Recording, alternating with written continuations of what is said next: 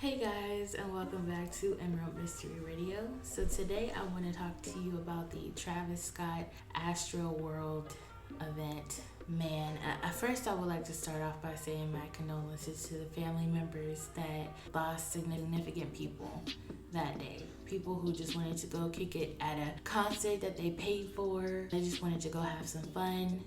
Rest in peace. If you don't know, Travis Scott was a rapper. Notice I use past tense because in my eyes, he's definitely, he doesn't deserve that title anymore. So he was a rapper who held this concert, this event. There were people who bought their tickets early, who got to the venue or the concert early, sitting, waiting. Those are the people that are at the front.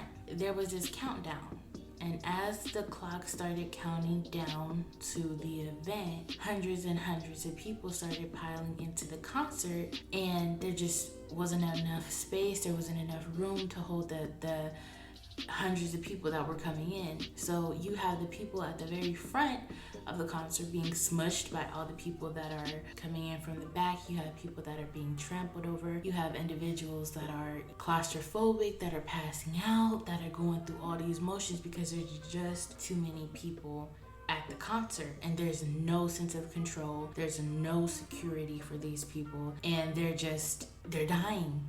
It was reported to have hundreds of people injured and 8 people who passed away at that concert. Believe it or not, as all of this is happening, Travis Scott is continuing to perform. The way the concert platform is set up, he is able to look down on all of his fans and see everything that's happening. So he is looking directly at people passing out, being lifted up through the crowd and carried through paramedics and stuff. Hardly any ambulances could get through. He had security that didn't know how to perform CPR. It was such a demonic atmosphere, and you can hear the reports from the individuals that went to the concert just how demonic it was. You have individuals that were going up on the stage begging him to stop the show. And I personally feel like it's insane how he continued the show looking at all this stuff happening. Do I feel like it was some type of ritualistic thing? Yes, I do. I strongly feel that. Because it's like once you know and you hear something that's happening, that's potential danger, what do? You try to get out of there. You try to make it out. I feel like they had the entrances or the exits to the concert blocked off by certain people. I feel like just to cause the havoc and the chaos to stay longer. And there were reports of individuals shooting people in the neck with fentanyl and passing dollar bills around that was laced with drugs to the point where all you had to do was smell it and you're out. Some people say, I don't believe that part was true. I feel like that was true, because when you think about the industry and how demonic it is, they'll do anything. They'll do anything.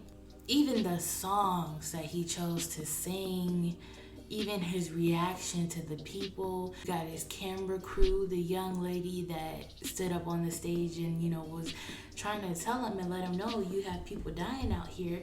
They shoot her away. Like, get out of here. He tried to say, it wasn't me. I didn't have a choice. I had to keep performing my managers and all this other stuff. Now, if Kanye West can get up on the stage and say, Beyonce deserved this award. If you're into music and you know with the VMAs, you know what I'm talking about. If Kanye West was able to get up on the stage and do all that and say all that and not give a damn about what a publicist or a manager could say, I'm sure Travis Scott could have took out 5 minutes to say, emergency. This is just the basics. There's an emergency, please make your way to the exits. There's an emergency, please make your way to the exits. The concert is shut down. There have been many artists that have took control of their concerts and their events. If something happens or if something pops off, even Rihanna did it in one of her concerts. Like, no, we're not gonna have that. We're not gonna have that. And that was just with 2 people. With 2 people, it got shut down. Justin Bieber, I know y'all may not like him. I'm a little iffy on him myself, but even with him, No, I'm not doing this. I'm shutting it down. I'm walking off the stage. I'm done. And you mean to tell me Travis Scott couldn't have took 2 minutes and said, I can't do it. And we have to be careful. Of course, we have to pay attention to the hidden messages that are in our music that we choose to listen to, because everything is done with an intention. The way we move, when we wake up, when we start our day, you know, whether we realize it or not, it's being done subconsciously with an intention. And that's exactly what I feel this event was. And even his apology video that was made with him reading off of a script, or after how do you practice apologizing after 8 people lost their lives at your show? You practice. You read a script. It's unnatural.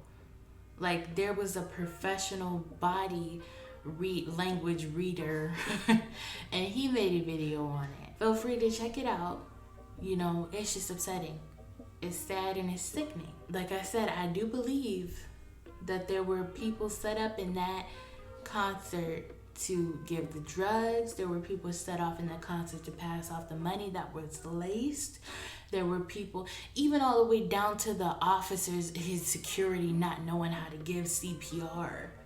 Even all the way down to there not being a limit, a person at the front of the event counting the people that's going in here. I know, even at wrestling events, because you know, if you follow Blue Bunny Gamer Girls, I love wrestling.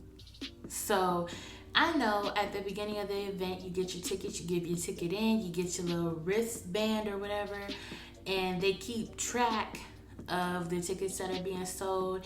They make sure there's enough seats, and even if there's not, you know, they'll figure out, the coordinator that's keeping track of all that stuff will figure out, you know, what are we gonna do. Feel like there were certain points in the crowd where certain people were set up. All throughout the entire crowd, there were groups of people that, how can I put it, they were paid to be there. That's what I feel.